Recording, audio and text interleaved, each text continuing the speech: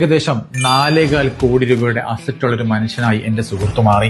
ഇപ്പൊ നമ്മൾ കരുതും ഇൻഫ്ലേഷൻ എന്നൊരു കാര്യമുണ്ടല്ലോ, ഇന്ന് 50 ലക്ഷം രൂപയ്ക്ക് വെച്ച വീട് 20 വർഷം കഴിയുമ്പോൾ എത്ര കോടിയാകുമെന്നല്ലേ?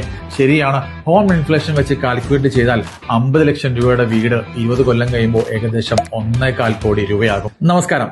എങ്ങനെ നമുക്കൊരു വീട് വെക്കാം? ബാങ്കിൽ നിന്നും ലോൺ എടുക്കാം അല്ലെ? അല്ലെങ്കിൽ നാടൻ ഭാഷയിൽ പറഞ്ഞാൽ കാശ് ഉണ്ടായിട്ടും വീട് വെക്കാം, അല്ലെങ്കിൽ വെൽത്ത് ക്രിയേറ്റ് ചെയ്തതിനു ശേഷവും വീട് വെക്കാം. തമ്മിലുള്ള വ്യത്യാസം നമുക്കൊന്ന് പരിശോധിക്കാം. എനിക്ക് 30 വയസ്സാണെന്നിരിക്കട്ടെ, ഞാൻ വീട് വെക്കാൻ തീരുമാനിച്ചു. എന്റെ കയ്യിൽ 10 ലക്ഷം രൂപയുണ്ട്. എന്നാൽ വീടിന്റെ ബഡ്ജറ്റ് 50 ലക്ഷം രൂപയുമായിരുന്നു. 40 ലക്ഷം രൂപ ഞാൻ സ്വാഭാവികമായും ബാങ്കിൽ നിന്നും ലോൺ എടുക്കാൻ തീരുമാനിച്ചു. ബാങ്കിന്റെ EMI വരുന്നത് 33,000 രൂപയാണ്. റേറ്റ് ഓഫ് ഇൻട്രസ്റ്റ് 8% ആണെന്നിരിക്കട്ടെ. പ്രിൻസിപ്പൽ എമൗണ്ട് 40 ലക്ഷം രൂപയാണ് ഞാൻ ബാങ്കിന്റെ പക്കൽ നിന്നും ലോൺ എടുത്തത്. പക്ഷേ 20 കൊല്ലം കൊണ്ട് ഞാൻ അടയ്ക്കേണ്ടി വരുന്നത് 80 ലക്ഷം രൂപയ്ക്ക് മുകളിലാണ്. 30ാമത്തെ വയസ്സിൽ ലോൺ എടുത്ത് വീട് വെച്ച് എനിക്ക് 50 വയസ്സ് കഴിയുമ്പോൾ ബാങ്ക് എന്റെ വീട് തിരികെ തരുന്നു. മാത്രമല്ല, എന്റെ പക്കൽ 1 രൂപ ബാലൻസുമില്ല. ഇനിയും എന്റെ അതേ വരുമാനമുള്ള എന്റെ സുഹൃത്ത് ചെയ്തത് എന്താണെന്ന് നോക്കാം. 30ാമത്തെ വയസ്സിൽ അദ്ദേഹം തീരുമാനിക്കുന്നു, എനിക്ക് ഇപ്പൊ വീട് വേണ്ട, ഒരു 20 വർഷം കഴിഞ്ഞിട്ട് മതിയെന്ന്. അദ്ദേഹത്തിന്റെ കയ്യിലും 10 ലക്ഷം രൂപയുണ്ടായിരുന്നു. അദ്ദേഹം ലംസമായി മ്യൂച്വൽ ഫണ്ടിൽ നിക്ഷേപിച്ചു. 33,000 രൂപയുടെ ഒരു SIPയും അദ്ദേഹം സ്റ്റാർട്ട് ചെയ്തു.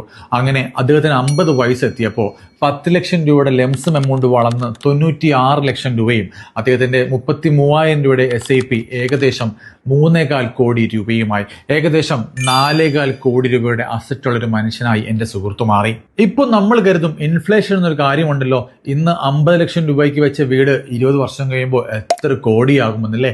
ശരിയാണ്. ഹോം ഇൻഫ്ലേഷൻ വെച്ച് കാൽക്കുലേറ്റ് ചെയ്താൽ 50 ലക്ഷം രൂപയുടെ വീട് 20 കൊല്ലം കഴിയുമ്പോൾ ഏകദേശം 1.25 കോടി രൂപയാകും. ആ തുക നമ്മൾ കുറച്ചാലും എന്റെ സുഹൃത്തിന്റെ കയ്യിൽ 3 കോടി രൂപയോളം ഉണ്ടാകും. ഈ 3 കോടി രൂപ അദ്ദേഹത്തിന് മാറ്റിവെച്ചാലും ഓരോ മാസവും SWP പോലുള്ള പ്ലാനിൽ ഇൻവെസ്റ്റ് ചെയ്താൽ അദ്ദേഹത്തിന് 2 ലക്ഷം രൂപ മാസ വരുമാനവും ഉണ്ടാകും. അതായത് വീട് വെച്ച് ഞാനൊരു ദരിദ്രനായി പോയപ്പോൾ എന്റെ സുഹൃത്ത് കൃത്യമായി പ്ലാനിലൂടെ വീട് വെക്കാൻ ഇൻവെസ്റ്റ്മെന്റ് ആരംഭിച്ചപ്പോൾ അദ്ദേഹത്തിന്റെ ബാക്കി കാര്യങ്ങൾ നടക്കാനുള്ള തുകയുമായി, റിട്ടയർമെന്റ് പ്ലാനുമായി വീടുമായി. അതുകൊണ്ട് തന്നെ വീട് വെക്കണം എന്ന ചിന്ത വരുമ്പോൾ തീർച്ചയായും ഒന്നുകൂടി ആലോചിക്കുക.